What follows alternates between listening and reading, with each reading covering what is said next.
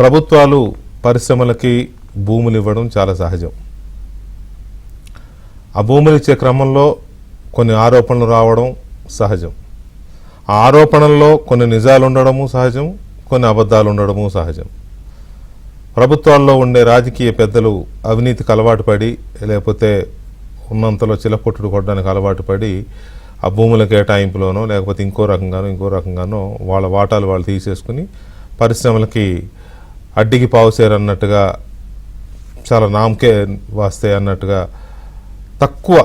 అతి తక్కువ రేట్లకి భూములు కట్టబెట్టేస్తూ ఉంటారు. ఇవి గతంలో చాలా జరిగాయి, చరిత్రలో చాలా జరిగాయి ఇలాంటివి.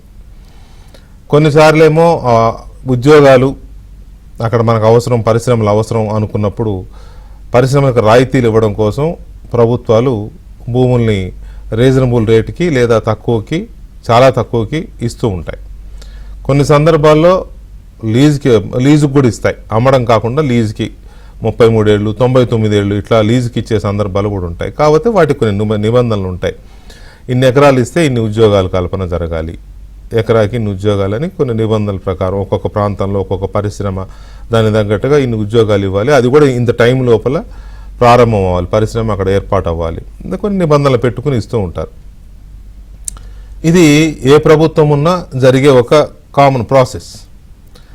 అయితే మనం ఒకసారి 2019 నుంచి 2024 జగన్మోహన్ రెడ్డి ప్రభుత్వ హయాంలో చూసుకుంటే ఎన్ని పరిశ్రమలు వచ్చాయి, ఎన్ని ఎకరాల భూములు కట్టబెట్టారు అంటే లక్షల ఎకరాల భూములు మాయమైపోయాయి. కానీ వచ్చింది ఒక్క పరిశ్రమ కూడా లేదు. వచ్చింది ఏదో 2, 3 చెప్తారు, 500 ఉద్యోగాలు 250 ఉద్యోగాలు ఏదో చెప్తారు. అవి కూడా అంతకుముందు శాంక్షన్ అయిన వాటినే వీళ్ళు ప్లేస్ మార్చి పేరు మార్చి ఏదో చేసి ఇచ్చారు, చాలా తక్కువ. అవి కూడా ఫింగర్ టిప్స్ మీద చెప్పదగ్గవే ఉంటాయి.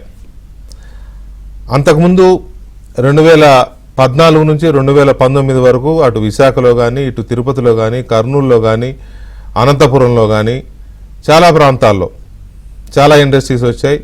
ఆ చాలా ఇండస్ట్రీస్కి చాలా భూములు అప్పుడు ప్రభుత్వం ఇచ్చింది, రాయితీలు ఇచ్చింది. ఆ ఇండస్ట్రీస్ అన్నీ ఏర్పాటైనాయి. ఇండస్ట్రీస్ అంటే అన్ని పరిశ్రమలని కాదు, వ్యాపార సంస్థలు కూడా ఏర్పాటయ్యాయి. వాటిల్లో మనం చూసుకుంటే విశాఖపట్నంలో లులు మాల్ కోసం ఈ ప్రభుత్వం ఒక భూమిని ఇచ్చింది. అలాగే టెంపుల్టన్ అనే ఫ్రాంక్లిన్ టెంపుల్టన్ అనే ఒక సంస్థ కోసం ఇచ్చింది. హెచ్ఎస్బిసి ఇట్లాంటి చాలా ఐటీ అక్కడ ఒక టవర్సే కట్టారు. జగన్మోహన్ రెడ్డి వచ్చాక తర్వాత మనం అనంతపురం చూస్తే కియా కార్ల పరిశ్రమ వచ్చింది ఆ టైంలోనే. తిరుపతిలో శ్రీ సిటీలో చూస్తే ఎన్ని రకాల పరిశ్రమలు వచ్చాయో మనం చూస్తున్నాం. అప్పుడు వచ్చిన యాపిల్ ఫోన్ల పరిశ్రమే ఇప్పుడు ప్రపంచానికి ఆంధ్రప్రదేశ్ నుంచి ఆ ఐఫోన్లు సరఫరా కాబోతున్నాయి. ఎందుకంటే అమెరికాకి చైనాకి మధ్య జరుగుతున్న ట్రేడ్ వార్లో భాగంగా చైనా నుంచి యాపిల్ ఫోన్లు దిగుమతి అమెరికా ఆపేస్తే ఇక మొత్తం అక్కడున్న తయారీ మొత్తాన్ని కూడా ఇండియాకి షిఫ్ట్ చేయాలనే ఆలోచనలో యాపిల్ ఉంది. ఇప్పటికే తిరుపతిలో తయారవుతున్నాయి ఐఫోన్లు. అవి కూడా ఇక్కడికి వస్తే మొత్తం ప్రపంచానికి సంబంధించిన ఐఫోన్లు అన్నీ కూడా ఇక్కడ నుంచి అవుతాయి. ఆల్రెడీ కొన్ని షామీకి సంబంధించిన ఫోన్లు, టీసీఎల్కి సంబంధించిన టీవీలు ఇట్లాంటి చాలా ఉన్నాయి. ఇవన్నీ ఇండస్ట్రీస్ అన్ని 2014, 2019 మధ్యలో వచ్చినవే. కార్ల పరిశ్రమ వచ్చింది, ఇసుజు వచ్చింది, ఇవన్నీ చూస్తున్నాం మనం. ఈ పరిస్థితుల్లో ఈ ప్రభుత్వం, ప్రస్తుతం ఉన్న కూటమి ప్రభుత్వం 2024లో అధికారంలోకి వచ్చిన తర్వాత పరిశ్రమల్ని ఇబ్బడిముబ్బడిగా ఆకర్షించడానికి చాలా ప్రయత్నాలు చేస్తోంది. ఎందుకంటే ఆ రాష్ట్రం మీద ఒక దురభిప్రాయం కాదు, ఒక నిశ్చితమైన అభిప్రాయం వచ్చింది పెట్టుబడిదారులకి, పారిశ్రామికవేత్తలకి. ఈ రాష్ట్రంలో కొన్ని అరాచక శక్తులు ఉన్నాయి, ఈ రాష్ట్రంలో మనం పరిశ్రమలు పెడితే మనల్ని చుక్కచుక్కంగా బిజినెస్ చేయనివ్వరు వీళ్ళు అనేది ఒక ముద్ర పడిపోయింది. అది లోకేష్ కూడా చాలాసార్లు చెప్పాడు. ఏ పారిశ్రామికవేత్త దగ్గరికి వెళ్ళినా కూడా జగన్మోహన్ రెడ్డి మళ్ళీ రాడని మీరు ఏమైనా గ్యారంటీ ఇస్తారా మాకు అని అడుగుతున్నారు అని, విచ్ ఈజ్ ఫ్యాక్ట్. ఆ భయం పారిశ్రామికవేత్తల్లో ఉంది. దాన్ని మెల్లమెల్లగా తొలగించి వాళ్ళని మెప్పించుకొని, వాళ్ళని ఒప్పించుకొని పరిశ్రమలు తీసుకొస్తున్నారు. వీటిల్లో చెప్పుకోదగ్గది టాటా కన్సల్టెన్సీ సర్వీసెస్, టీసీఎస్. అత్యంత ప్రతిష్టాత్మకమైన సంస్థ.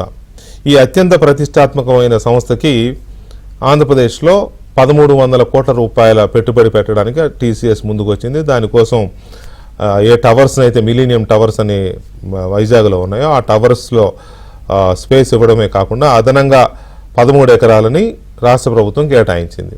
దానికి ప్రతిగా దాదాపు ప్రత్యక్షంగా 12,000, పరోక్షంగా మరో 8,000, 20,000 ఉద్యోగాలను టీసీఎస్ కల్పించబోతోంది. అతి తక్కువ టైంలోనే దానికి కూడా అనేది చాలా క్లియర్గా టీసీఎస్ తన అగ్రిమెంట్లో ఇచ్చింది. దీనికి సంబంధించి క్యాబినెట్లో రిజల్యూషన్ కూడా జరిగింది. 21 ఎకరాలు మొత్తం. అయితే ఈ 21 ఎకరాలని ఎకరా 99 పైసలకి రాష్ట్ర ప్రభుత్వం టీసీఎస్కి ఇచ్చింది, టాటా కన్సల్టెన్సీ సర్వీసెస్కి. టాటా కంపెనీకి 99 పైసలు కూడా అవసరం లేదు, ఫ్రీగా కూడా ఇవ్వచ్చు. ఎందుకంటే వాళ్ళు రారు, వాళ్ళని అట్రాక్ట్ చేయాలి. ఒక టీసీఎస్ వచ్చిందంటే ఆ వెనకాల విప్రో వస్తుంది, ఆ వెనక ఇన్ఫోసిస్ వస్తుంది, ఆ వెనక ఇంకొక గూగుల్ వస్తుంది, ఇంకొక మైక్రోసాఫ్ట్ వస్తుంది. ఇవన్నీ ఎట్లా ఉంటాయంటే చైన్ లాగా ఉంటాయి. మనం హైదరాబాద్లో హైటెక్ సిటీలో చూస్తే ముందు ఏదో ఒక కంపెనీ వస్తే 1 by 1 మనమే క్యూ కడతాయి. సో అలా అట్రాక్ట్ చేయడం కోసం ప్రభుత్వాలకు కొన్ని వ్యూహాలు ఉంటాయి. సో 99 పైసలకి ఇచ్చారు, బాగానే ఉంది. తర్వాత అర్సా యుఆర్ఎస్ఏ అనే ఇంకొక కంపెనీ, ఈ అర్సా క్లస్టర్స్ ప్రైవేట్ లిమిటెడ్ అనే కంపెనీకి కూడా ప్రభుత్వం భూములు అలాట్ చేసింది. ఈ అర్సా కంపెనీకి భూముల్ని విశాఖలోని మధురవాడ దగ్గర 3.5 ఎకరాలు కేటాయించింది. అలాగే కాపులుప్పాడ దగ్గర 56 ఎకరాలు కేటాయించింది. ఈ కేటాయింపులు రూపాయికి, వీటికి కూడా రూపాయికే ఇచ్చారు అనేది వాళ్ళ వైసీపీ చేస్తున్న ఒక ఉద్ధృతమైన ప్రచారం, ఉద్ధృతమైన ఆరోపణలు కూడా. చాలా దాడి చాలా ఎక్కువ చేస్తోంది. ఊరు పేరులోని కంపెనీకి లేకపోతే బినామీ సంస్థలకి ఈ రకంగా దోచిపెట్టేశారు అనేది జగన్మోహన్ రెడ్డి మాట్లాడారు, ఆ పార్టీ నేతలు మాట్లాడుతున్నారు. ఆ పార్టీ కరపత్రమైన సాక్షి కూడా రోజు అవే కథనాలు వండి వారుస్తోంది అని అంటే అందులో వంట ఉంది కాబట్టి నేను ఆ పదం వాడాను, వండి వారుస్తోంది. అయితే ఇందులో నిజమెంత అని దాన్ని ప్రజలకి చెప్పడంలో ఎక్కడో తెలుగుదేశం పార్టీ వైపు నుంచి కానీ, కూటమి పార్టీలు 3 పార్టీలు ఉన్నాయి, 3 పార్టీల వైపు నుంచి కానీ, ప్రభుత్వం వైపు నుంచి కానీ సరైన ఎఫర్ట్ జరగలేదు. ఏదో ప్రెస్ నోటో లేకపోతే ఇంకోటో ఇస్తున్నట్టున్నారు తప్ప ఆ అర్సా కంపెనీ మాత్రం దాన్ని ఉర్సా అని రాస్తున్నారు ఇక్కడ పత్రికల్లో, అది అర్సా అని చెప్పి కంపెనీ ప్రతినిధులు చెప్తున్నారు అర్సా అని. అది నక్షత్ర మండలంలో ఒక క్లస్టర్ని అర్సా అంటారు. ఆ క్లస్టర్ నేమ్నే మేము మా కంపెనీకి పెట్టామని కూడా ఆ కంపెనీకి ఫౌండర్ ప్రమోటర్గా ఉన్న జై తాళ్ళూరి చెప్పారు నాతో. ఏంటి అర్సా అంటే ఏంటి అంటే చెప్పారనమాట. సో అది ఒక అంశం మనం తీసుకోవచ్చు ఇక్కడ. సో ఈ అర్సా క్లస్టర్స్ ప్రైవేట్ లిమిటెడ్కి ఇచ్చిన భూమి ఒక చోట 56 ఎకరాలు, ఒక చోట 3.5 ఎకరాలను ఆంధ్రప్రదేశ్ ప్రభుత్వం కేటాయించింది. దేనికి అంటే ఐటీ జోన్లోనే కేటాయించింది. అక్కడ ఐటీ పరిశ్రమలు పెట్టడానికి, ఆర్టిఫిషియల్ ఇంటెలిజెన్స్ గ్రోత్ ఇండస్ట్రీ పెట్టడానికి ఉద్దేశించిన ఒక ప్రాజెక్ట్. ఆ ప్రాజెక్టు కోసం ఈ భూములు కేటాయించారు. అయితే ఈ భూములు కేటాయించిన దాని మీద జగన్మోహన్ రెడ్డి మాట్లాడినా, ఎవరు మాట్లాడినా టాటా కన్సల్టెన్సీ సర్వీసెస్కి ఇచ్చిన 99 పైసల గురించి మాట్లాడడంలా. ఎందుకంటే అది మాట్లాడితే రివర్స్ అవుతుందని తెలుసు. టాటాగా 90 పైసలు కూడా ఫ్రీగా ఇవ్వకూడదు కాబట్టి ప్రభుత్వం 99 పైసలకి ఇచ్చింది. అందుకని టాటాకి ఎందుకు ఇచ్చారని ఎవరు ప్రశ్నించట్లా. ఈ అర్సా కంపెనీకి ఎందుకు ఇచ్చారనేది ప్రశ్న. ఈ అర్సా కంపెనీకి కూడా ఇవ్వడాన్ని ప్రశ్నించడంలో కూడా ఒక కారణం ఉంది. ఏంటి ఆ కారణం అంటే వీళ్ళందరూ తెలుగువాళ్ళు, ఆల్మోస్ట్ వీళ్ళందరూ ఆంధ్రప్రదేశ్కి చెందిన వాళ్ళు, ఒకరిద్దరు ఖమ్మం జిల్లాకు చెందిన వారు ఉన్నారు. వీళ్ళంతా ఎన్ఆర్ఐలు, అమెరికాలో పరిశ్రమలు పెడుతూ ఐటీలో బాగా గ్రోత్ సాధించిన వాళ్ళు ఇవాళ రాష్ట్ర అభివృద్ధి కోసం చంద్రబాబు నాయుడు ఇచ్చిన పిలుపు మేరకు వచ్చి ఇక్కడ ఇండస్ట్రీ పెట్టాలనేది వాళ్ళ కోరిక. పెట్టొచ్చు, తప్పులేదు, వాళ్ళని స్వాగతించాలి, తప్పులేదు. అలాగని వాళ్ళకు కూడా టాటా కన్సల్టెన్సీకి ఇచ్చినట్టు అడ్డికి పావుచేరు చొప్పున రాసిపడి చేస్తే అది తప్పు, ఖచ్చితంగా తప్పే. మరి ఎందుకు వైఎస్ఆర్ కాంగ్రెస్ పార్టీ కానీ, సాక్షి వాళ్ళ గెజిట్ కాదు అది, కరపత్రం కానీ, జగన్మోహన్ రెడ్డి కానీ ఊరు పేరు అని కంపెనీని ఎందుకు అన్నారు అనేది ఒక పాయింట్. తర్వాత మాజీ ఎంపీ, తెలుగుదేశం పార్టీ నుంచి వైసీపీలో చేరిపోయిన విజయవాడ మాజీ ఎంపీ కేసినేని నాని, ఈయన ముందు ఈ సూదిని తీసుకెళ్లి దూడానికి గుచ్చాడు. ఈయన గుచ్చిన దానికి యొక్క అర్థం ఏంటి అంటే, ఇప్పుడున్న విజయవాడ ఎంపీ కేసినేని శివనాథ్ అంటారు, కేసినేని చిన్ని, ఆయన తమ్ముడే, నాని తమ్ముడే చిన్ని. వాళ్ళ అన్నదమ్ములకు పడదు. ఎంత పడదు అంటే మామూలుగా చూస్తే మాత్రం మరి అది మాటల్లో చెప్పలేనంత వైరుధ్యం ఉంది ఇద్దరి మధ్య. వైషమ్యాలు ఉన్నాయి, గొడవలు ఉన్నాయి. అవి ఏం గొడవలు, ఆస్తి గొడవలు, మరి ఇంకేమైనా గొడవలు, మనకు అనవసరం కూడా. సో ఆయన ట్వీట్తో స్టార్ట్ చేశారు కేశినేని నాని. ఏమనంటే ఈ కంపెనీ ఒక ఉల్ఫా కంపెనీ, ఒక ఊరు పేరు లేని కంపెనీ. ఆఫ్టర్ ఆల్ 10 లక్షలతో స్టార్ట్ చేశారు, ఈ మధ్యనే స్టార్ట్ చేశారు. దాంట్లో ఒక పార్ట్నర్గా చెప్పబడుతున్న వ్యక్తి అండ్ ఇప్పుడున్న ఎంపీ, మా తమ్ముడని కూడా అలా, ఇప్పుడున్న విజయవాడ ఎంపీ కేశినేని చిన్ని, ఇద్దరు క్లాస్మేట్లు, స్కూల్మేట్లు, ఫ్రెండ్స్, వేరే కంపెనీలో డైరెక్టర్లు. ఈ కంపెనీలో కూడా కేశినేని చిన్ని ఒకప్పుడు డైరెక్టర్గా ఉండేవాడు. వీళ్ళు లోకేష్ని మాయ చేసి కాదు, లోకేష్తో కుమ్మక్కై లేకపోతే లోకేష్ని అడ్డం పెట్టుకుని వైజాగ్లో భూములు కొట్టేశారు అనేది ఆయన చేసిన ప్రధానమైన అలిగేషన్. అక్కడి నుంచి జగన్ అందుకున్నాడు, జగన్ నుంచి వేరే వాళ్ళు అందుకున్నారు. సాక్షికి అదే పని మీద ఉంది. మీరు స్క్రీన్ మీద చూడొచ్చు సాక్షి యొక్క కథనాలు. ఊరికే ఉర్సాకి అని అంటే కేంద్ర ప్రభుత్వ సంస్థలకు కూడా డబ్బులు తీసుకుని కోట్లు వసూలు చేసి ఇచ్చారు. బట్ ఈ కంపెనీకి మాత్రం ఫ్రీగా ఇచ్చేశారు అనేది సాక్షి పత్రిక చేస్తున్న తీవ్రమైన అలిగేషన్. అసలు ఏం జరిగింది నిజానికి? ఈ కంపెనీకి ప్రభుత్వం భూముల్ని ఊరికే కట్టబెట్టిందా, అడ్డంగా దోచిపెట్టిందా? ఒకవేళ దోచిపెడితే ఇందులో కల్ప్రిట్స్ ఎవరు? ఎందుకు దీన్ని ప్రభుత్వం తరపున ప్రభుత్వ ప్రతినిధులు కానీ, పార్టీ తరపున పార్టీ ప్రతినిధులు కానీ ఇంతవరకు తిప్పికొట్టలేకపోయారు? ఇవాళ సాయంత్రం పార్టీ జాతీయ అధికార ప్రతినిధిగా ఉన్న కొమ్మారెడ్డి పట్టాభిరామ్ దాన్ని తిప్పికొట్టే ప్రయత్నం చేశారు.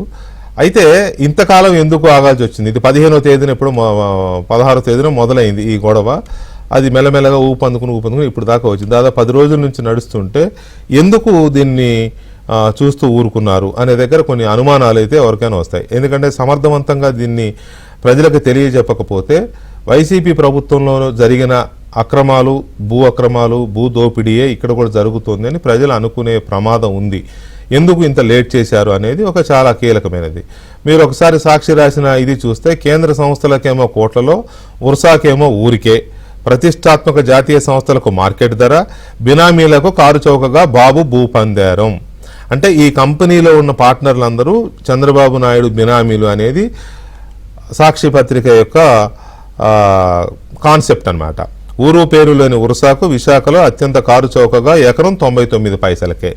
ఈ కంపెనీకి ఎకరం 99 పైసలకే ఇస్తున్నట్లుగా ప్రభుత్వం ఎక్కడా పేర్కొనలేదు. అలాగని ఎక్కడా ఇంతకిస్తున్నామని కూడా పేర్కొనలేదు. రెండూ వాస్తవమే. సో ఈ భూపందేరాన్ని కనుక ప్రభుత్వం ఇప్పుడే క్లారిటీ ఇవ్వకపోతే, దీని నిగ్గు తేల్చకపోతే, మీడియాగా మాలాంటి వాళ్ళు కానీ లేకపోతే విజిల్ బ్లోయర్స్గా ఉన్న సోషల్ వర్కర్స్ కానీ, లేదా ప్రభుత్వం తనంత తానుగా దీని క్లారిటీ ఇవ్వకపోతే, అర్సా కంపెనీ ప్రతినిధులు దీని మీద ప్రెస్ నోట్ ఇచ్చారు. ఇది అలా కాదని చెప్పి వాళ్ళు చెప్పారు. కానీ లబ్ధిదారుగా ఉన్న కంపెనీ చెబితే ఎవడో నమ్మడం. ప్రభుత్వం చెప్పాలి, బయటకు వచ్చి దానికి సంబంధించిన ప్రూఫ్స్ బయట పెట్టాలి, ఎంతకి ఇచ్చారు ఏంటి అనే ఆధారాలు బయట పెట్టాలి.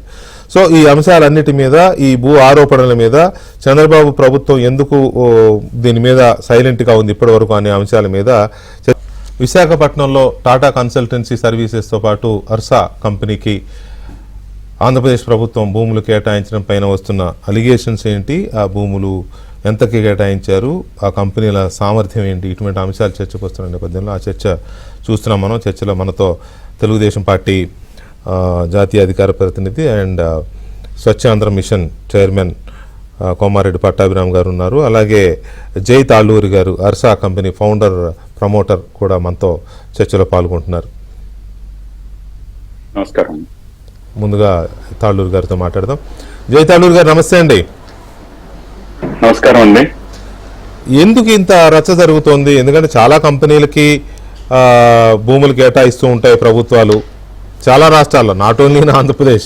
తెలంగాణలో కేటాయిస్తారు, తమిళనాడు కేటాయిస్తారు, Karnataka for that matter any state, any country also.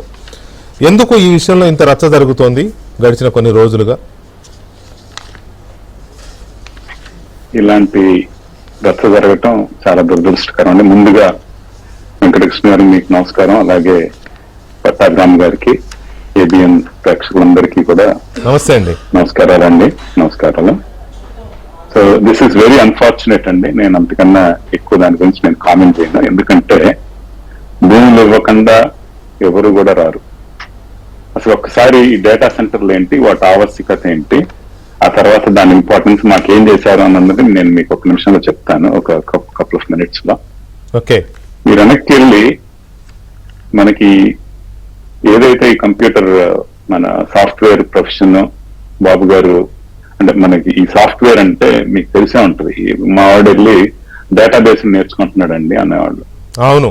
ఆ తర్వాత డేటాబేస్ మీద కోర్సులు అవి నేర్చుకునేవాళ్ళు. తర్వాత డేటా ఇన్ఫర్మాటిక్స్ అన్నారు, డేటా అనాలిటిక్స్ అన్నారు, ఇన్ఫర్మేషన్ మేనేజ్మెంట్ అన్నారు. ఇవన్నీ ఏంటంటే ఒక డేటాని ఒక చోట పొందుపరిచి వాటి మీద కొన్ని రకాలుగా, అంటే ఆ డేటాని ఎలా ఉపయోగించుకోవాలన్నదే ఈ డేటా సైన్స్ అన్నా, డేటా అనాలిటిక్స్ అన్నా, డేటా అన్నా. అయితే ఈ డేటా ఎక్కడుంది, ఈ డేటా ఎలా తెచ్చుకోవాలన్నది ఒక అంశం. ఈ డేటా అనేది ఏంటి, ఎక్కడ ఉంటుంది, ఎక్కడో చోట స్టోర్ చేయాలి డేటా తెచ్చుకోవాలంటే. ఆ డేటాని స్టోర్ చేసే ప్లేస్ ని డేటా సెంటర్స్ అంటారు. ఈ డేటా సెంటర్స్ ఒకసారి మనం వెళ్ళి ఆలోచిస్తే, అమెరికాలో 33 కోట్ల మంది 35 కోట్ల మంది మధ్యలో ఉంటే జనాభా, 33 కోట్ల మంది ఉంటే 20 కోట్ల మంది, అంటే 200 మిలియన్ పీపుల్ యాక్టివ్ గా ఇంటర్నెట్ యూజ్ చేస్తున్నారు. అలాగే ఇండియాలో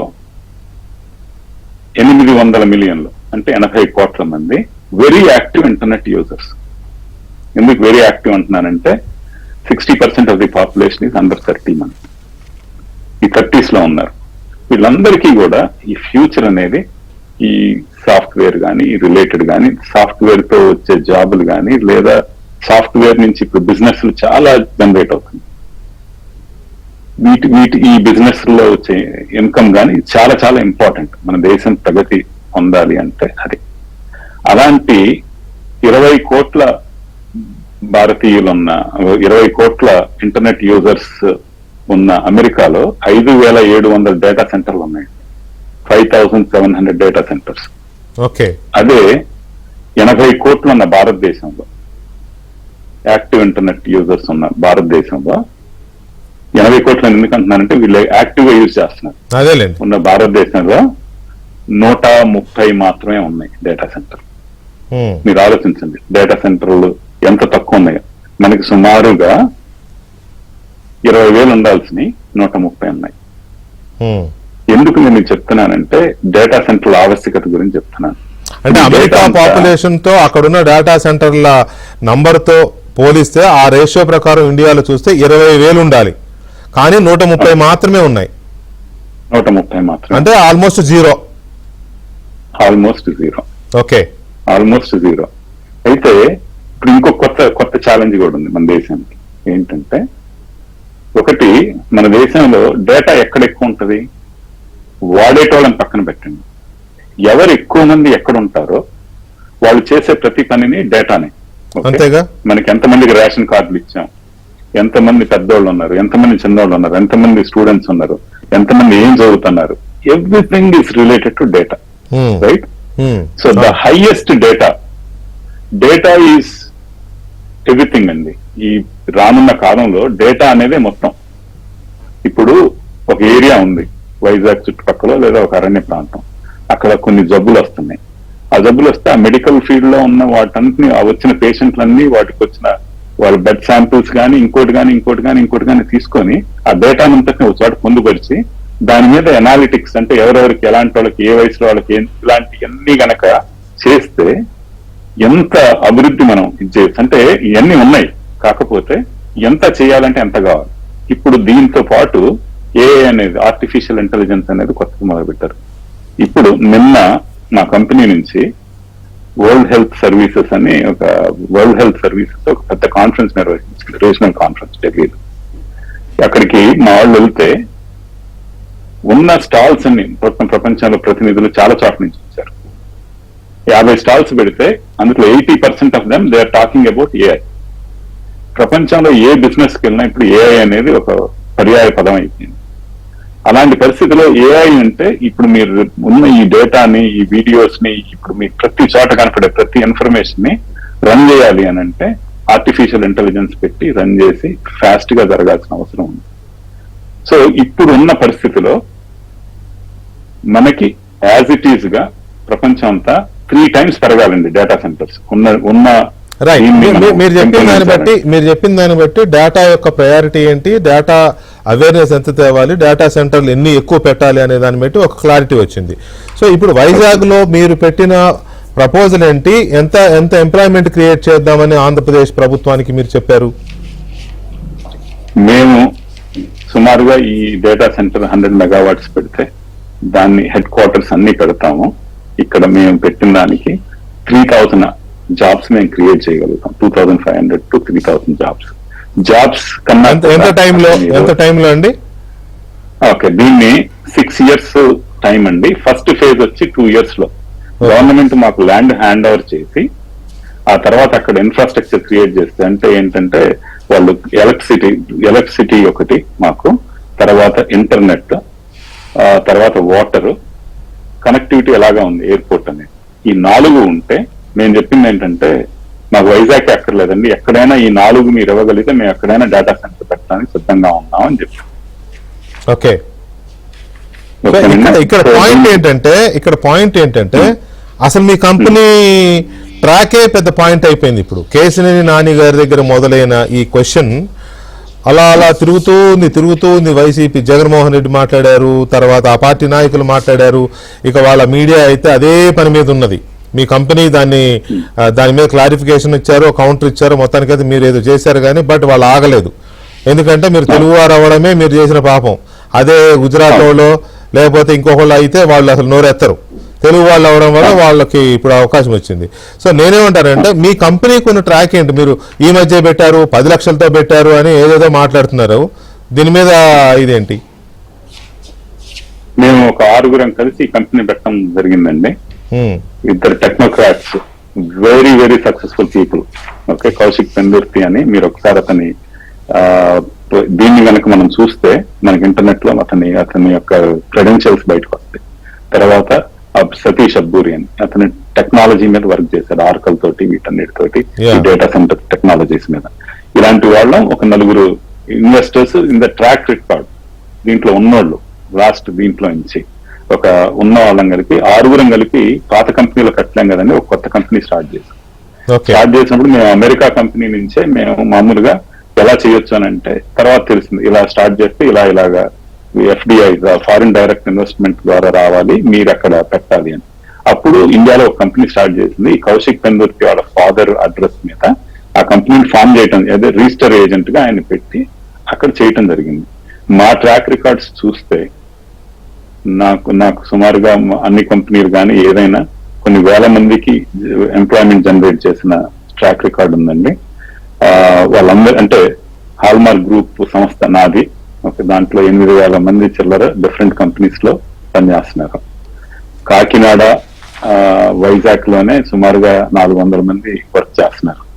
మీరు చూడొచ్చు. అలాగే మీరు ఎవరిని చూసినా కూడా హరీష్ కోయ గారు, is an industrialist and he is also running the software companies. 1,000 people దాకా ఆయనకి ఎంప్లాయీస్ ఉన్నారు.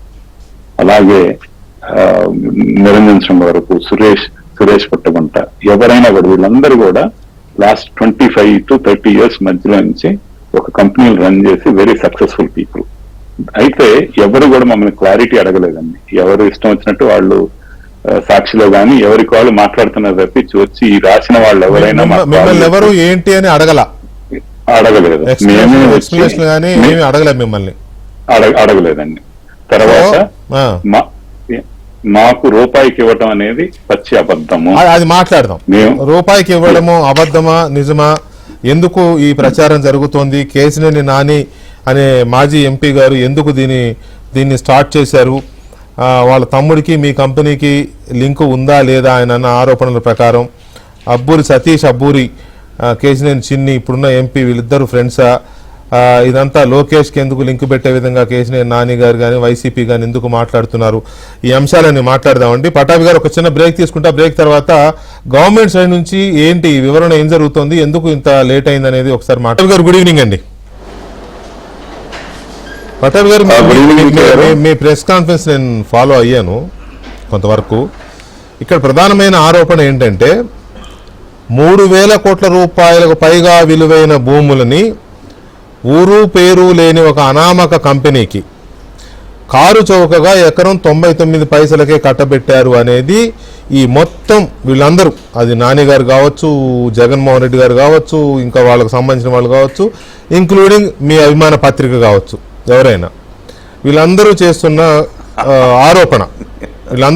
ఆరోపణ అది ఒట్టి ప్రచారం. నేను అప్పుడే అన్నాను, మీరు చెప్పిన తర్వాతగానే అంటాను. ఏంటి దీని వెనక ఉన్న ఇదేంటి, ఎందుకు ప్రభుత్వం ఇలా చేసింది?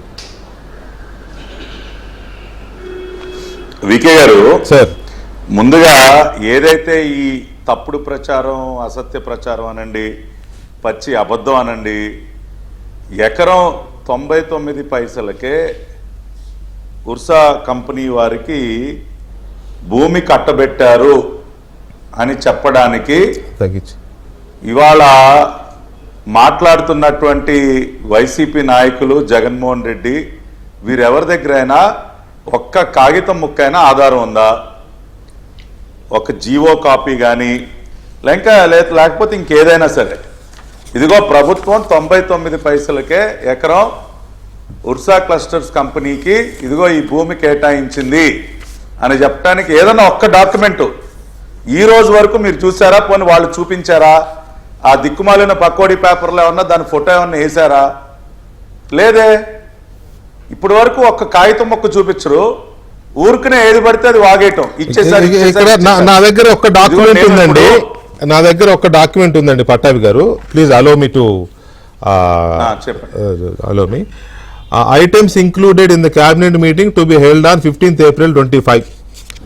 మొన్న ఏప్రిల్ 15వ తేదీన క్యాబినెట్ మీటింగ్కి సంబంధించిన ఎజెండాలో item number 5, information technology, electronics and communications, proposal for approval of the Council of Ministers is solicited for allotment of 21.16 acres in IT Hill number 3, Visakhapatnam to Messrs. Tata Consultancy Services Limited at 99 paisa for the entire 21.16 acres for the establishment of IT campus with an investment of 1,370 crores and employment potential for 12,000 persons.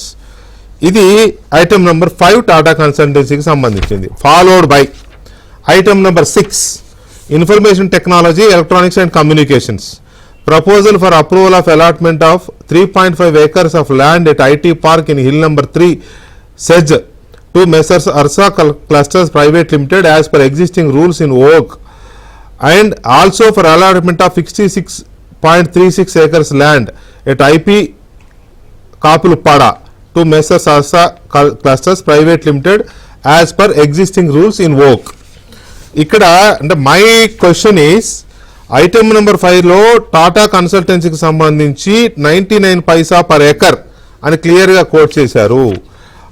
కానీ item number 6లో Ursa క్లస్టర్స్కి సంబంధించిన 56.36 plus 3.5 ఎకరాలకు సంబంధించి there is no దానికి సంబంధించిన coat చేసిన ఇది కనిపించదు. ఇంత అని లేదు, ఏదో నిబంధనలు అన్నారు, ఆ నిబంధనలు ఏంటో తెలియదు.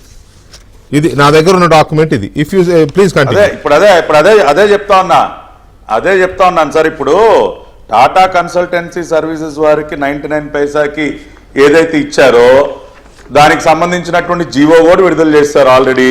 అది కూడా ఇందాక నా ప్రెస్ మీట్లో చూపించా. జీవో నెంబర్ 7 డేటెడ్ April 21 చాలా క్లియర్గా. అదేవిధంగా వీళ్ళు ఆరోపిస్తున్నట్టు అర్సా కంపెనీకి 99 పైసలకి వీళ్ళు భూమి కేటాయించేశారు అని చెప్పడానికి ఒక్క డాక్యుమెంట్ అయినా వాళ్ళు చూపించగలిగారని లేదు. కానీ ఇవాళ మేము చాలా స్పష్టంగా ఏం చెప్పాం, గత ప్రభుత్వ హయాంలో, జగన్మోహన్ రెడ్డి ప్రభుత్వ హయాంలో ఏ రేటుకైతే ఆ రోజునున్నటువంటి కంపెనీలకి వాళ్ళు భూమి కేటాయించారో అదే రేటుకి ఇవాళ అర్సా కంపెనీకి కూడా భూమి కేటాయించడం జరిగింది. గతంలో జగన్మోహన్ రెడ్డి సర్కార్ వైజాగ్ టెక్ పార్క్ లిమిటెడ్కి వాళ్ళు ఐటీ హిల్ విశాఖపట్నంలో ఎకరం ₹1 కోటి చొప్పున వాళ్ళు భూమిని కేటాయించిన మాట వాస్తవం, అవునా కాదా? ఓక్ నిబంధనలు అదే ఎకరం ₹1 కోటికి ఓగ్ నిబంధనలు అవేనా? అన్నారు అది ఇప్పుడు ఎగ్జిస్టింగ్ అంటే ఇప్పుడు ఏపీఐసి భూమి అలాట్ చేసినప్పుడు రకరకాలైనటువంటి నిబంధనలు ఉంటాయి, అది కూడా చెప్తా నేను. ఓకే. గత ప్రభుత్వ హయాంలో ఏ రేటుకైతే ఎకరం ₹1,00,00,000 చొప్పున వైజాగ్ టెక్ పార్క్ లిమిటెడ్ కి జగన్మోహన్ రెడ్డి గారు భూమి కేటాయించారో అదే రేటుకి ఇవాళ అర్సా వాళ్ళకు కూడా అదే ప్రాంతంలో 3.5 ఎకరాలు ₹1,00,00,000 కేటాయించారు. అంటే అది తప్పు చేసినట్టు అది జగన్మోహన్ రెడ్డి గారిని సమాధానం చెప్పానండి, లేదంటే ఈ కేసీఆర్ నాని గారిని మిగతా వాళ్ళు ఏదో మాట్లాడుతూ ఉన్నారు కదా జవాబు చెప్పానండి. అదేవిధంగా కాపులుప్పాడులో 56 ఎకరాల 36 సెంట్లు ఎకరం ₹50 లక్షల కేటాయించడం జరిగింది. మొన్న కేబినెట్లో చేసినటువంటి తీర్మానం అది. దానికి సంబంధించి ఇంకా జీవో విడుదల కాలేదు, అతి త్వరలో జీవో విడుదలవుతుంది. దాని మీద కూడా ఎక్కడా కూడా అసలు 99 పైసలు ప్రస్తావన అనేది లేనే లేదు. గత ప్రభుత్వం హయాంలో ఇచ్చినటువంటి రేటుకే ఇవాళ ఈ ప్రభుత్వం భూమి కేటాయిస్తా ఉంది. దాన్ని ఎలా తప్పడతారండి? రేపు ఇవాళ నేను మీడియా ముందుకు వచ్చి అనేక వాస్తవాలు మాట్లాడాను. నేను మాట్లాడిన తప్పని నేను ప్రూవ్ చేయమని నేను ఛాలెంజ్ చేస్తా ఉన్నా వైసీపీ నాయకుల్ని. ఈ కేసీఆర్ నానిని రమ్మనండి, రేపు మీడియా ముందుకు వచ్చి మాట్లాడమనండి. ఇదిగో పట్టాభి మాట్లాడింది తప్పని చెప్పమనండి. We speak with facts sir. వాళ్ళలాగా కల్లబొల్లి మాటలు మేము మాట్లాడం, గాలి పోగేసి మాట్లాడం. రెండవది ఇంకొక విషయం కూడా చెప్పాలి. ఇక్కడ భూమి కేటాయించినప్పుడు మొన్న జైతాళూరి గారు కూడా వాళ్ళు మిత్రులందరూ వాళ్ళ జూమ్ లో మాట్లాడినప్పుడు చెప్పారు, వాళ్ళకి భూమి కేటాయింపు అనేది కొన్ని నిబంధనలకి లోబడి చేస్తా ఉన్నారు. ఏదో ఊరికనే వాళ్ళకేమో సేల్ డీడ్ ఎగ్జిక్యూట్ చేయట్లా. ఏంటి ఆ కండిషన్స్ ఏంటి? The sale deed will be executed only after the successful implementation of the project, meaning the company must fulfill its commitments regarding the proposed investment and employment within the agreed timelines. ఇప్పుడు Ursa company వాళ్ళు పెడతానన్నటువంటి పెట్టుబడి పెట్టిన తర్వాత, వాళ్ళు create చేస్తానన్నటువంటి jobs create చేసిన తర్వాత మాత్రమే వాళ్ళ పేరుతో సేల్ డీడ్ ఎగ్జిక్యూట్ చేస్తారు. అప్పటి వరకు సేల్ డీడ్ ఎగ్జిక్యూట్ చేయరు, కేవలం ఒక అగ్రిమెంట్ మాత్రమే చేసుకుంటారు. మరి ఈ కండిషన్ వల్ల అంటే ఈ కండిషన్ ఏంటి? దోచిపెట్టవా? ఇప్పుడు దోచిపెట్టే వాళ్ళు ఇటువంటి కండిషన్ దేనికి పెడతారు సార్? ఇవాళ మాకేదన్నా ఇవాళ ఎక్స్ట్రాడినరీ ప్రేమ జై గారి మీద లేదంటే వాళ్ళ మిత్రుల మీద మాకు వాళ్ళపైన వల్లమాలిన ప్రేమ ఉంటే ఇటువంటి కండిషన్స్ అన్ని మేము ఎందుకు పెడతాం సార్? ఇవాళ వాళ్ళందరికీ భూమి దోచిపెట్టాలనుకుంటే ఇటువంటి కండిషన్ మేము దేనికి పెడతాం? ఇవాళ ఇక్కడ 15th నాడు కేబినెట్ మీటింగ్ అయింది, ఆ రోజు అలాట్మెంట్ అయింది. ఆ వెరీ నెక్స్ట్ డే నుంచే ఈ రచ్చ రగడ అంతా మొదలైంది. ఇందులో నిజాలేంటి అబద్ధాలు ఏంటి అనేది ప్రభుత్వం రూఢీ చేయాలి. ఇన్ని రోజులు ఆగి 21వ తేదీన అర్సా కంపెనీ ఒక ప్రెస్ నోట్ రిలీజ్ చేసింది. ఆ ప్రెస్ నోట్లో ఒక్క లైన్ చదువుతాను చూడండి. వాళ్ళు ఫ్యాక్ట్స్ కరెక్షన్ అని చెప్పి రాసి, price we did not receive the land for 99 paisa per acre. Our proposal was 1 crore per acre for 3.5 acres and 50 lakhs per acre for 56.5 acres. ఇది అర్సా కంపెనీ ఇచ్చిన ప్రెస్ నోట్. అర్సా కంపెనీ ఎంత మొత్తుకున్నా ఏం చెప్పినా అది నడవదండి. ఎందుకంటే అది beneficiary company. అది నిజం చెబుతుందా అబద్ధం చెబుతుందా అని ఆలోచిస్తారు. ఇది రావాల్సింది ప్రభుత్వం వైపు నుంచి. ప్రభుత్వం వైపు నుంచి ఇగో ఇంత రేటు అని ఇంతవరకు రాలేదు. ఏమన్నారు? Per existing rules in vogue అన్నారు. What are those rules? అది కదా ప్రభుత్వం చెప్పాను కదండి. మీరు చెప్పడం కదా సార్, ఇది ఓవరాల్ గా చెప్పేది కాదు కదా. You have to issue a note are order what ever. Already sir, for your kind information a rejoinder was issued by the government on land allotment to Ursa. దానిలో చాలా క్లియర్ గా share holders ఎవరు, వాళ్ళు ఎంతెంత పెట్టుబడి పెట్టారు, దానిలో ఏ conditions పెట్టారు. ఇదిగోండి, ఇది ప్రభుత్వ వైపు నుంచి అధికారికంగా ఇచ్చినటువంటి రిజాయిండర్. ఇది వాళ్ళ అనేక సోషల్ మీడియా హ్యాండిల్స్ లో కూడా ఈ రిజాయిండర్ తిరుగుతా ఉంది. ప్రభుత్వం చాలా స్పష్టంగా వివరణ ఇవ్వటం కూడా జరిగింది, మీడియా వారందరికీ పంపించడం కూడా జరిగింది. స్వయంగా ప్రమోటర్స్ కూడా మీడియా ముందుకు వచ్చి మాట్లాడారు. ఇంతకంటే ఇవాళ ఒకటే చెప్తా ఉన్నాను సార్, కాదు సార్, ఒకటే చెప్తా ఉన్నా. ఇవాళ ఎస్, ప్రభుత్వం ఇచ్చినటువంటి రిజాయిండర్ లో చాలా స్పష్టంగా వాళ్ళు చూడండి, నేను చదివి వినిపిస్తున్నా.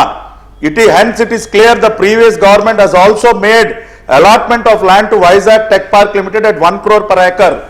The current allotment is also proposed at the same 1 crore for 3.5 acres at Madhurwada and 50 lakhs for 56.36 acres. This was proposed in view of the view to need to attract investments into Vizag. చాలా clear గా rate కూడా mention చేశారు కదా ప్రభుత్వం ఇచ్చినటువంటి rejoinder లో. ఇవాళ 99 పైసలను ఆరోపణ చేస్తున్నటువంటి వారి దగ్గర ఏం ఆధారం ఉంది సార్? అసలు ఏం ఆధారం లేకుండా ఇవాళ రాష్ట్రానికి పెట్టుబడులు వస్తామంటే కడుపు మంట, ఉత్తరాంధ్ర నాశనం అయిపోవాలి, విశాఖపట్నం బాగుపడకూడదు. గతంలో లులును తోలేసినట్టు ఇవాళ వస్తున్నటువంటి ఇన్వెస్టర్స్ ఎవరిని రానివ్వకుండా రాక్షస మొక్కలాగా అడ్డం పడుతూ ఆధారం లేకుండా ఆరోపణలు చేయటం. రెండోది వికే గారు ఇవాళ చాలా పెద్ద సత్య హరిశ్చంద్రుడిలాగా మాట్లాడుతూ ఉన్నాడు విజయవాడ ఎక్స్ఎంపీ కేసినేని నాని గారు. ఇవాళ నేను సూటిగా ఆయన్ని కూడా అడగదలుచుకున్నా, ఇష్టానుసారం మాట్లాడటం. ఆయన ఏం మాట్లాడుతూ ఉన్నారండి? సతీష్ అబ్బూరి ఇవాళ ఈ ఉర్సా క్లస్టర్స్ లో ఒక ప్రమోటర్గా ఉన్నటువంటి అబ్బూరి సతీష్ గారి గురించి మాట్లాడుతూ ఆయన 21st century investment and properties అనే కంపెనీ గతంలో పెట్టారు. దానిలో కేసినేని చిన్ని గారు కూడా ఒక భాగస్వామిగా ఉన్నారు. కేసినేని చిన్ని గారు బినామీ అయినా వీళ్ళందరూ కలిసి ఏదో భూమి కొట్టేయటానికి స్కెచ్ చేశారు, వీళ్ళు అసలు పెద్ద దోపిడీ ముఠ ఎక్సెట్రా ఎక్సెట్రా ఎక్సెట్రా చాలా ఆయన వాగాడు. వాళ్ళు ఆ పకోడీ పేపర్ రాసింది దాని మీద. ఇవాళ నేను ఇంకొక ఫ్యాక్ట్ మీ డిబేట్ ద్వారా ప్రజలందరికీ తెలియజేస్తాను. అంటే కేసినేని నాని అనే వ్యక్తి అంటే ఎటువంటి వ్యక్తో ఎప్పుడెప్పుడు ఎన్నెన్ని రంగులు మారుస్తూ ఉంటాడో, ఆయన మాట్లాడే మాటల్లో ఎంత నిజాయితీ ఉంటుందో నీతి ఉంటుందో ఇవాళ దీన్ని బట్టి నేను చెప్తా. ఇవాళ ఏ 21st సెంచరీ ప్రాపర్టీస్ గురించి ఆయన మాట్లాడుతూ ఉన్నాడో ఆ కంపెనీలో అబ్బూరి సతీష్ గారితో పాటు ఆయన సోదరుడైనటువంటి అబ్బూరి రామకృష్ణ గారు కూడా ఒక డైరెక్టర్ అండి. సతీష్ గారు సోదరుడు రామకృష్ణ గారు కూడా డైరెక్టర్ 21st సెంచరీ ప్రాపర్టీస్లో. ఈ అబ్బూరి రామకృష్ణ గారు Kesineni tours and travels private లిమిటెడ్లో నవంబర్ 15, 1991 నుంచి ఆగస్టు 20, 2010 వరకు అంటే 19 సంవత్సరాల పాటు కేసినేని నాని గారు పార్ట్నర్ అండి. మీరు ఎవరైనా గూగుల్ చేయండి, అబ్బూరి రామకృష్ణ గారి పేరుతో గూగుల్ చేయండి. ఆయన కేసినేని ట్రావెల్స్ ఇవాళ కేసినేని నాని గారి కంపెనీ కేసినేని ట్రావెల్స్ లో 19 సంవత్సరాలు ఆయన పార్ట్నర్. వాట్ మిస్టర్ నాని గారు, మీ కంపెనీలో ఉంటేనేమో అందరు నిజాయితీ పరులు, మీ కంపెనీలో పార్ట్నర్లుగా ఉంటే అందరూ మంచోళ్లే, అంటే మిగతా వేరే కంపెనీలో కంపెనీలో పార్ట్నర్లు తోడబుట్టిన తమ్ముడే అవినీతి పరుడు అంటుంటే కంపెనీలో పార్ట్నర్ గురించి మాట్లాడతారేంటి సార్? సార్ ఇప్పుడు ఆయన ఇప్పుడు నేను మాట్లాడితే ఇంకా అది చాలా ఇప్పుడు నాకు ఇష్టం లేదు ఆయన పర్సనల్ విషయాలు మాట్లాడటం. ఆయన సొంత ఫ్యామిలీ మెంబర్స్ ఆయన్ని డిజోన్ చేశారు. ఇవాళ ఆయన బ్రదర్ కానీ సిస్టర్ కానీ ఎవ్వరూ ఆయన పక్షాన లేరు. ఎందుకంటే ఇదిగో ఈ రకంగా ఆయనకి కుటుంబం కానీ మినిమం అరే సొంత ఫ్యామిలీ అసలు అలాంటి ఏమీ లేవు, అట్లాంటి ఎథిక్స్ ఏమీ లేవు సార్. ఇవాళ కేసినేని నాని గారు నేను ఒకటే అడుగుతా ఉన్నా, అబ్బూరి సతీష్ గారి బ్రదర్ అబ్బూరి రామకృష్ణ గారు మీ కేసినేని ట్రావెల్స్ లో 19 సంవత్సరాలు డైరెక్టర్ గా ఉన్నారా లేరా? మీ కంపెనీలో ఉంటే నిజాయితీ పరులు, మిగతా వేరే కంపెనీలో ఉంటే దోపిడీదారులు అయిపోతారా? దీనికి సూటిగా మీరు జవాబు చెప్పండి. రైట్, పటాబి గారు ఒక్క నిమిషం ఉండండి. ఎందుకని ఈ రకమైనటువంటి ఆరోపణలు చేస్తా ఉన్నారు? ఒక్క నిమిషం ఉండండి. చక్రవర్తి గారు గుడ్ ఈవినింగ్ అండి. గుడ్ ఈవినింగ్ వెంకటేష్ గారు. చక్రవర్తి గారు, ఈ రిజైండర్ ఇచ్చే వరకు ఆరోపణలు జరిగాయి ల్యాండ్ అలాట్మెంట్ మీద. ఇచ్చిన తర్వాత కూడా ఆరోపణలు వస్తున్నాయి. రిజైండర్ లో క్లారిటీ ఉందా లేదా నాకు అర్థం కావట్లేదు. క్యాబినెట్ ఎజెండాలో మాత్రం ఇందాక నేను చదివి వినిపించాను కదా, టాటా కన్సల్టెన్సీకి రేట్ ప్రస్తావించారు, అర్సా కంపెనీకి రేటు ప్రస్తావించలేదు. సో దీని మీద మీరు మీ విశ్లేషణలు కూడా నేను కొన్ని చూశాను. ఏమంటారు మీరు దీని మీద, ఈ ల్యాండ్ అలాట్మెంట్ మీద? మొట్టమొదటిగా అండి, పట్టాభి గారు చేసే వాదనలు గౌరవిస్తాను. వాళ్ళు రాజకీయ పార్టీ, ఇంకో పక్క వైసీపీ, అది ఇంకో రాజకీయ పార్టీ అభియోగాలు మోపుకుంటారు. బట్ ఆబ్జెక్టివ్ గా చూసుకుందాం. ఇప్పుడు వైసీపీ విషయం ముందు మనం ఎందుకు పక్కన పెట్టాలంటే, ఇవాళ స్కందమూర్తి గారని ట్విట్టర్ లో కొంచెం బాగానే యాక్టివ్ గా ఉంటారు ఇట్లాంటి విషయాల్లో. ఆయన 2 కంపెనీలు ఇవాళ దానికి సంబంధించిన జియోలు ల్యాండ్ అలాట్మెంట్స్, వైసీపీ హయాంలో జరిగిన ల్యాండ్ అలాట్మెంట్స్ పెట్టారు. ఆయన 7 జూన్ 2023లో ఇన్కార్పొరేట్ అయిన ఆరో బిల్ మార్ట్ అనే కంపెనీకి కరెక్ట్ గా 4 రోజుల తర్వాత వైసీపీ ప్రభుత్వం 6 ఎకరాల భూమి ఇచ్చింది. అదేవిధంగా ఎస్టీఎస్ పాలీప్లాంట్ ప్రైవేట్ లిమిటెడ్ కి అది 25 అక్టోబర్న స్థాపిస్తే దానికి 50 ఎకరాలు ఇచ్చారు. సో అప్పటికప్పుడు స్థాపించిన కంపెనీలకు భూములు ఇవ్వటంలో మీరు వైసీపీతో పోల్చుకుంటే అకార్డింగ్ టు ద ప్లాన్ ఇదేమి కొత్త ఏం కాదు. వైసీపీ చేసిన వాటి మేము చేస్తాం అనేది is not justifiable. Next Jaganmohan Reddy గారు వైఎస్ రాజశేఖర రెడ్డి గారు ముఖ్యమంత్రిగా ఉన్నప్పుడు ఒక చిన్న ఉదాహరణ ఇస్తాను. కూకట్పల్లిలో ఐడిఎల్లో 11 ఎకరాల భూమి ఐడిఎల్ వాళ్ళు కన్స్ట్రక్షన్ కి ఇస్తే 100 ఎకరాలు ఆయనకి ఇస్తే ఈయన 11 ఎకరాలు తీసుకున్నాడు కిక్ బ్యాక్ కింద. ఈ రోజుకి దాని మీద సిబిఐ కేసు లేదు. రఘురామ కృష్ణరాజు గారు దాన్ని కోర్టులో వేశారు, కోర్టులో కేసు నడుస్తుంది. నేనేం చెప్పొస్తున్నానంటే మనం వైసీపీతో పోల్చుకోవడం చాలా తప్పు. వైసీపీ ఇట్లాంటి పిచ్చి పనులు చేస్తే 150+ సీట్ల నుంచి 11 సీట్లకు వచ్చింది. తెలుగుదేశం ప్రభుత్వానికి మనం అధికారం కట్టబెట్టింది ప్రజలు 164 సీట్లు ఇచ్చి కూటమికి ఎందుకు కట్టబెట్టారంటే ఇట్లాంటి తప్పులు జరగవని. నా ఈ వార్త బ్రేక్ అయింది దాదాపు సరిగ్గా 10 రోజుల క్రితం.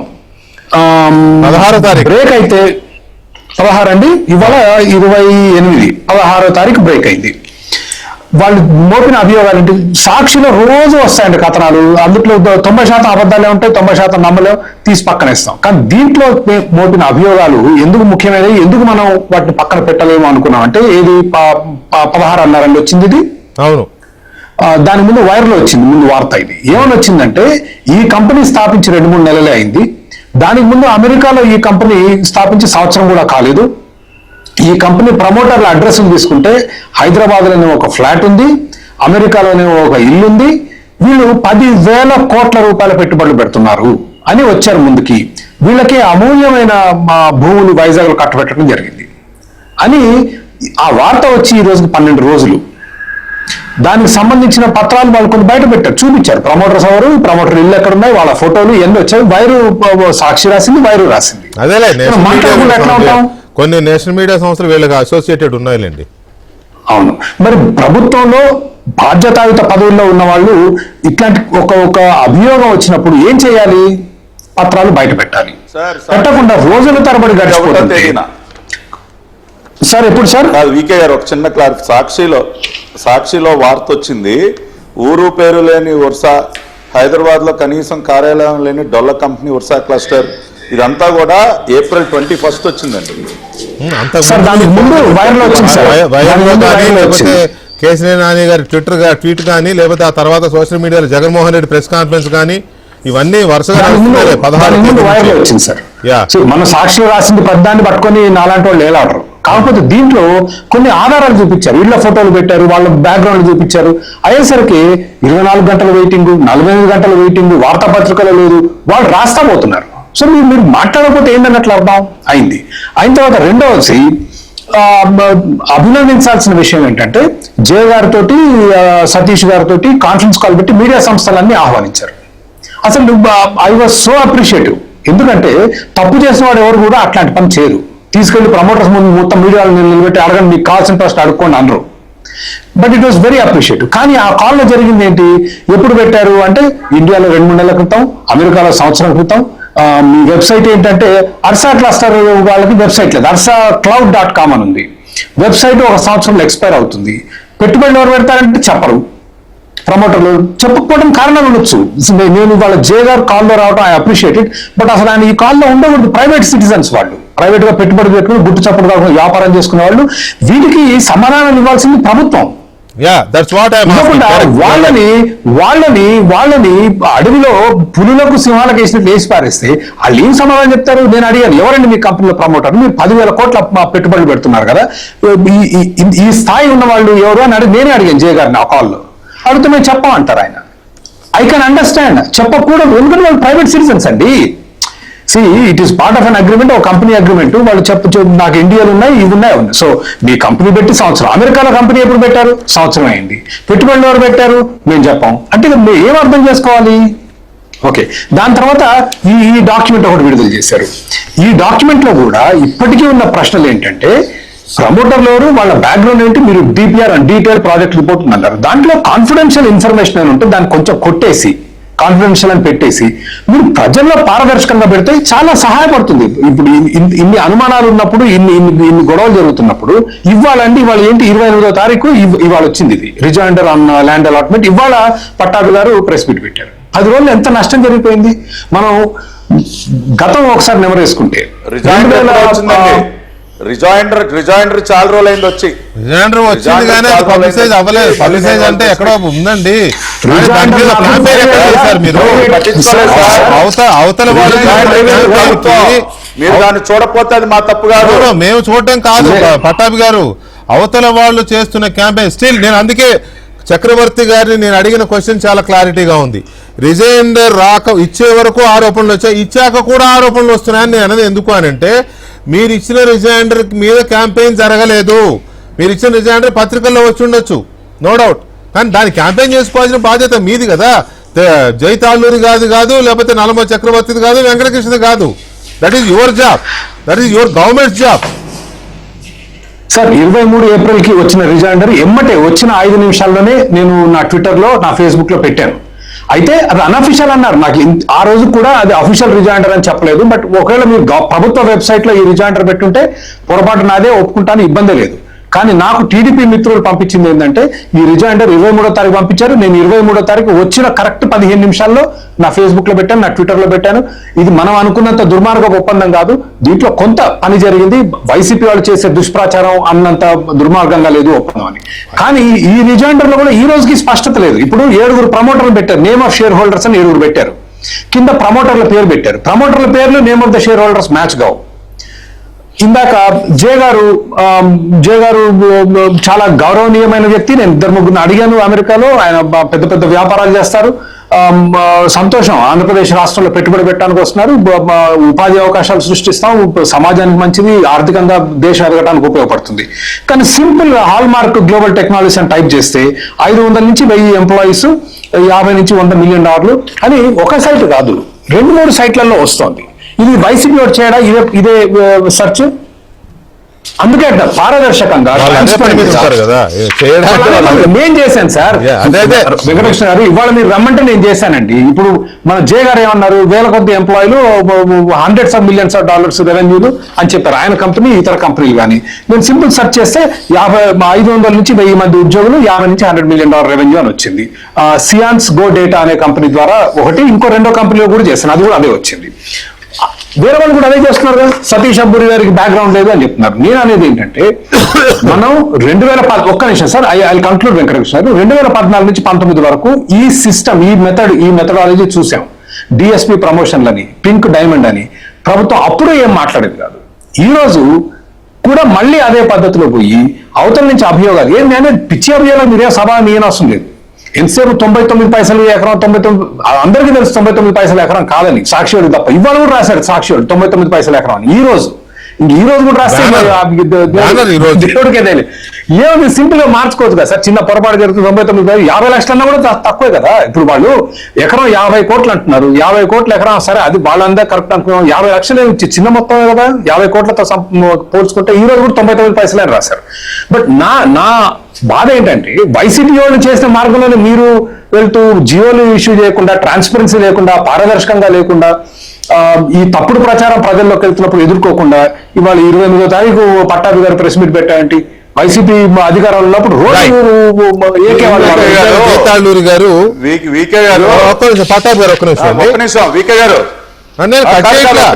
ఒక్క నిమిషం ఆగండి. జైతాళూరి గారు మాట్లాడే ముందు ఒక్క నిమిషం ఆగండి. ఇప్పుడు ప్రభుత్వం ఏం అసలు వివరణ ఇవ్వలేదు. ఇవాళ వచ్చారు పట్టాభి గారు. ఇవాళ ప్రభుత్వం యొక్క చిత్తశుద్ధి ఏంటో ఆ కంపెనీ ప్రమోటర్లు అందరినీ తీసుకొచ్చి మీడియా ముందు కూర్చోబెట్టినప్పుడే అర్థమవుతుందండి. ఒక పక్కన దాన్ని అప్రిషియేట్ చేస్తూనే అసలు ప్రభుత్వం ఏం చర్యలు తీసుకోవాలి, అంతకంటే ట్రాన్స్పరెన్సీ ఏం కావాలండి? ప్రభుత్వం ఒక రిజైండర్ ఇచ్చింది, కంపెనీ ప్రమోటర్స్ అందరినీ మీడియా ముందు కూర్చోబెట్టింది, వాళ్ళతో అన్ని రకాలుగా వివరణ ఇప్పించింది. గతంలో ఏ ప్రభుత్వం అలా చేసిందా? రెండోది ఇవాళ ప్రమోటర్స్ యొక్క ఒక్క నిమిషం వినండి సార్, ఒక్క నిమిషం సార్. ఇప్పుడు నేను విన్నా, చక్రవర్తి గారు మాట్లాడింది అంతా విన్నాను నేను. ఇవాళ ప్రమోటర్స్ యొక్క కేపబిలిటీస్ గురించి మాట్లాడుతూ ఉన్నారు. వాళ్ళు నిజంగా పెట్టగలరా, ఏం చూసుకుని ఇచ్చారు? ఇవాళ రిజైండర్లో కూడా క్లారిటీ లేదు. ఇవాళ నేను ఇందాక ఒక కండిషన్ చాలా క్లియర్గా చదివి వినిపించా. ఇవాళ ఎవరైతే ఒక ప్రతిపాదనతో ఒక డిపిఆర్తో మా దగ్గరికి వచ్చారో వాళ్ళు గనక వాళ్ళు చెప్పిన విధంగా వాళ్ళు పెట్టుబడులు పెట్టకపోతే, వాళ్ళు చెప్పిన విధంగా ఎంప్లాయ్మెంట్ క్రియేట్ చేయకపోతే మేము సేల్ డీడ్ వాళ్ళ పేరుతో ఆ భూమిని సేల్ డీడ్ మేము ఎగ్జిక్యూట్ చేయము, ఆ భూమిని వాళ్ళ పేరుతో మేము బదలాయించము అని చాలా స్పష్టంగా కండిషన్ ఉంటే వాళ్ళు నిజంగా పెడతారా? పెట్టకపోతే ఇవ్వండి భూమి, దానికి టైం లైన్స్ ఉన్నాయి.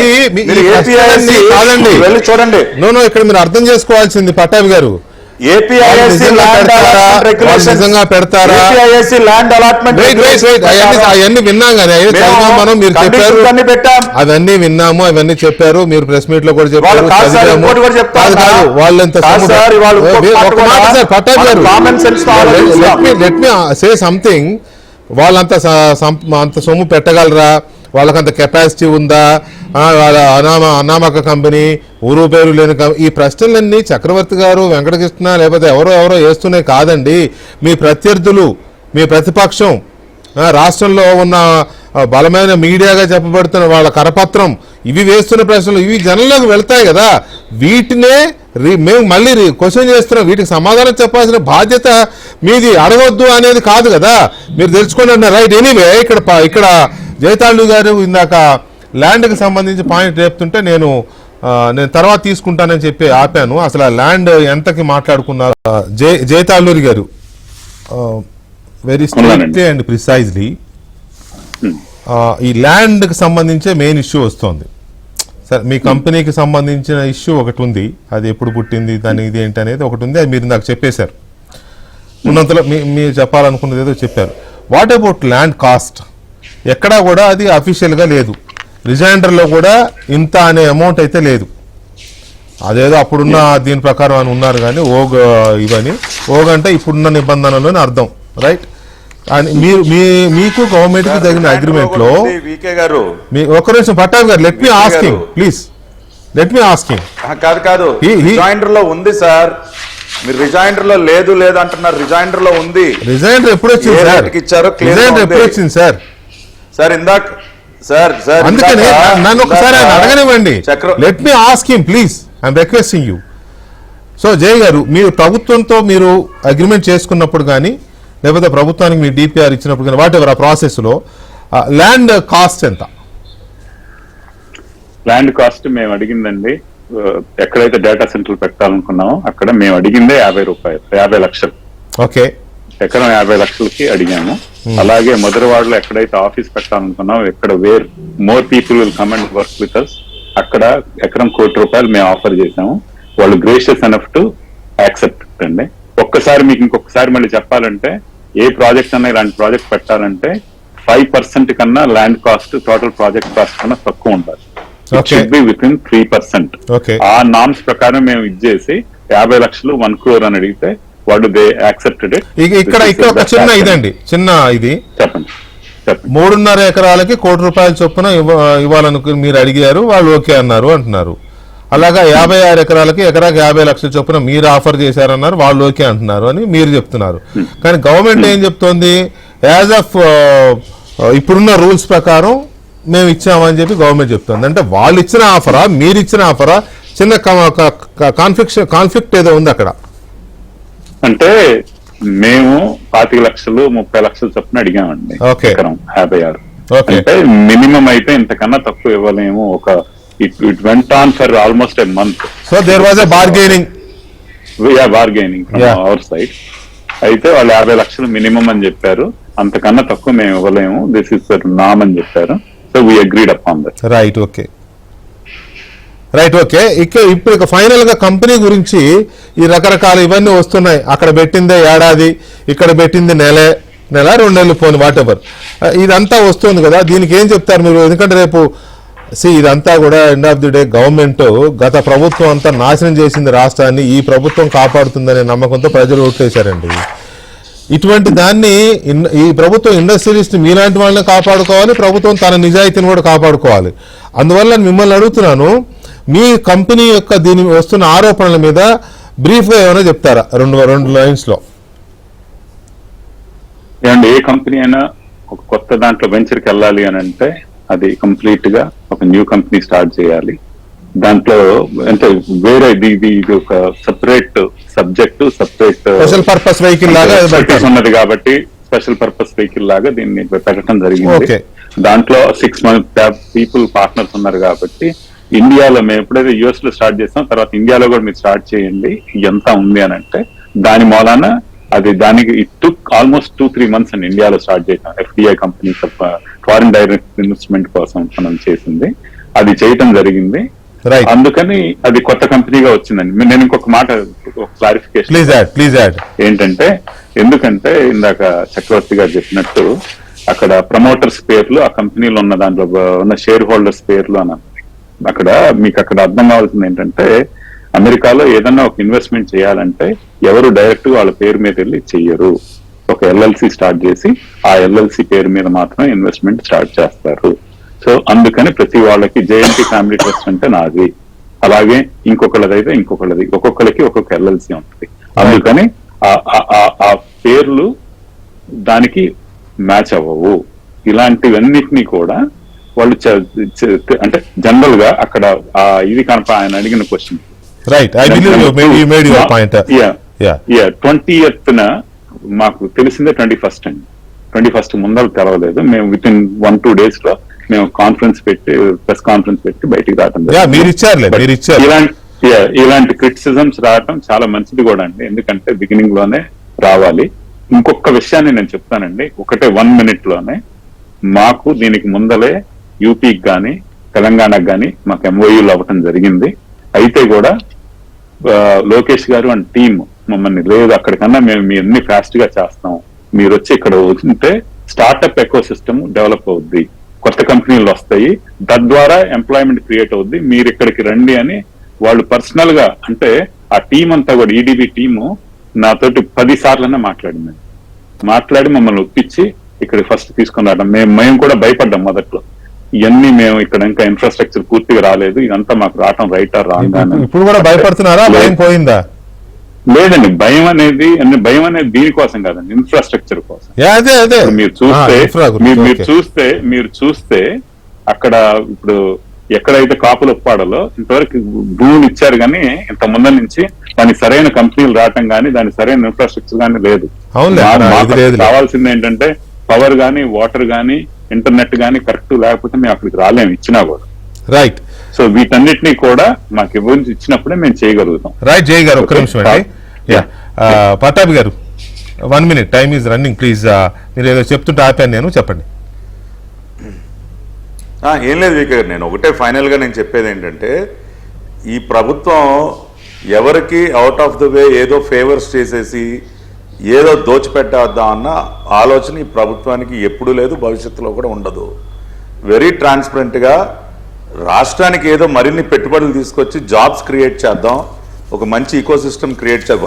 వైజాగ్ అంటే మొత్తం దోచుకున్నారు కదండి. ఇప్పుడు మొన్న జగన్మోహన్ రెడ్డి ఎంత నీచంగా మాట్లాడుతున్నాడని ఆయన, ఇక వాళ్ళ దోచుకోవడాల గురించి వాళ్ళ మాటల గురించి మనం మాట్లాడుకోవడం వేస్ట్. కానీ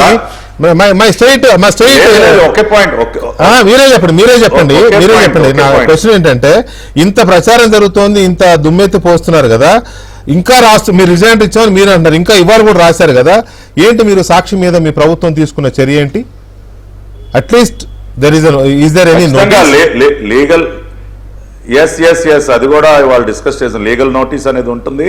ఎందుకంటే పూర్తి నిరాధారమైనటువంటి రాతలు రాసి ఇవాళ ఇన్వెస్టర్స్ యొక్క మొరేల్ దెబ్బతీయటానికి ఒక కుట్ర జరుగుతూ ఉంది.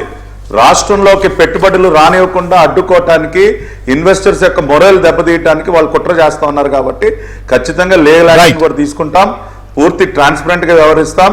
ఉర్సా విషయంలో కూడా ఎక్కడా కూడా అవుట్ ఆఫ్ ద వే ఎటువంటి ఫేవర్స్ ఎవరికి చేయలేదు. యాజ్ పర్ ద రూల్ ప్రభుత్వ హయాంలో ఏ రేట్కి అయితే భూమి కేటాయించారో ఆ రేట్కే ఇచ్చాం.